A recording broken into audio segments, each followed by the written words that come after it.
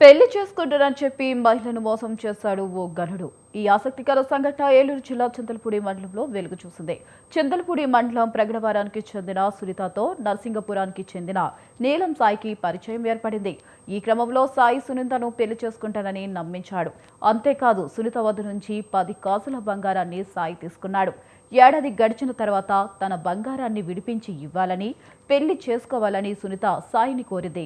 దీనికి సాయి నిరాకరించాడు. పెళ్లి చేసుకోను, నీకిష్టం వచ్చిన చోట చెప్పుకో అని అహంకారపు సమాధానమిచ్చాడు. సాయిపై కేసు నమోదు చేసి కఠినంగా శిక్షించాలని స్థానిక పోలీసుల్ని సునీత వేడుకుంది. నీలం సాయి నరసింహపురం గ్రామానికి చెందిన నీలం సాయిబాబాను ఎత్తి నన్ను పెళ్లి చేసుకుంటానని మోసం చేసి నా దగ్గర 10 కాసుల బంగారం తీసుకున్నాడు. ఎందుకు అడగగా నాకు 7 ఎకరాల పామాయిల తోట ఉంది, మా తమ్ముడు లండన్ వెళ్తున్నాడు, మళ్ళీ విడిపించి ఇస్తాను అని చెప్పి తీసుకున్నాడు. ఒక సంవత్సరం తర్వాత సంవత్సరం ముందు అడుగుతుంటే నేను బంగారం లేదు, అమ్మేసుకున్నాను, నీ చేతనైనా చేసుకో, నా వెనకాల వైసీపీ కార్యకర్తలు ఉన్నారు అని చెప్పగా నేను చింతలపూడి ఎస్ఐ సిఐ గారి దగ్గర కంప్లైంట్ ఇచ్చుకున్నాను.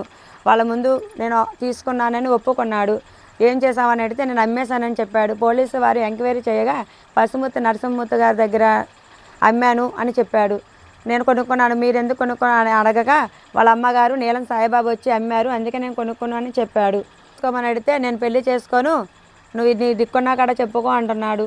నాకు నా తల్లిదండ్రులు కూడా ఇంట్లోకి రానివ్వట్లేదు. నా యందు దయ ఉంచి పోలీస్ శాఖ వాళ్ళకి, ఏలూరు ఎస్పీ గారికి, చింతలపూడి ఎస్ఐ గారి సిఐ గారికి సాయం చేయాలని కోరుకుంటున్నాను.